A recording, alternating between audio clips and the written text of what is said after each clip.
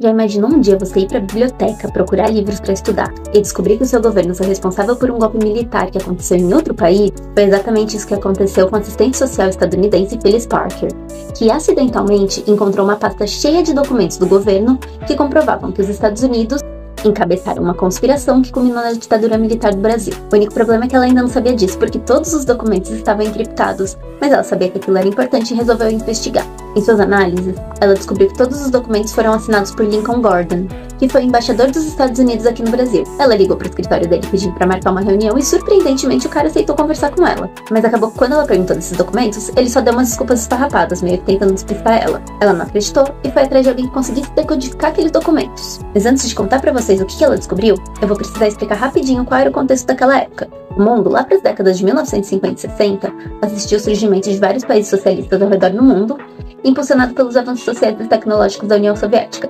E os Estados Unidos estavam morrendo de medo disso, porque se o mundo se tornasse socialista, eles iam perder o poder político e econômico que eles estavam construindo através da exploração dos outros países. Aqui no Brasil, João Goulart, ou Jango, era um dos candidatos à presidência das eleições de 1960. Ele tinha como pauta a abertura do comércio com Cuba e com a China, e também um conjunto de reformas políticas chamadas de reformas de base, que basicamente tinham por intenção impulsionar a economia brasileira através da promoção de políticas sociais.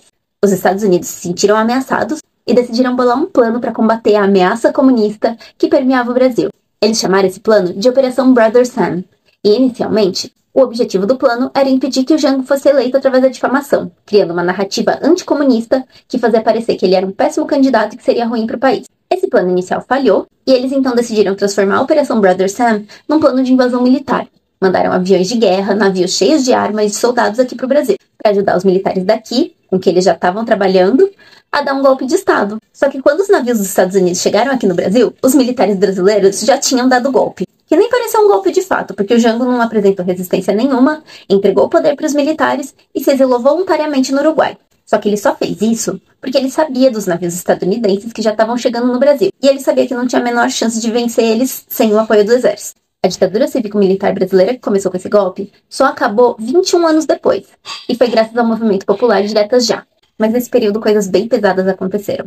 Embora a ditadura tenha acabado, mesmo depois de todo o mal que foi feito contra o povo, ainda tem muita gente que nega o quão ruim ela foi para o Brasil. No vídeo no qual eu falei sobre a ditadura chilena, muita gente comentou sobre a gente não aprender essas coisas na escola. E eu acho que a nossa própria história é um ótimo exemplo de como isso é importante. Porque a ditadura aqui no Brasil sempre foi tratada como algo muito menor do que ela foi.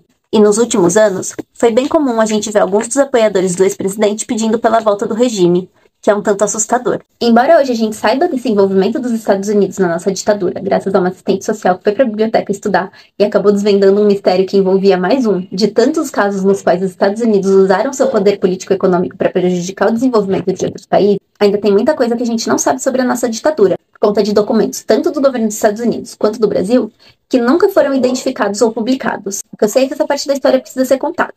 Então, se ficou alguma dúvida, deixa lá nos comentários. Se você gostou, não esquece de deixar um like e comentar também, para ajudar o TikTok a entender que esse vídeo deve chegar em mais gente.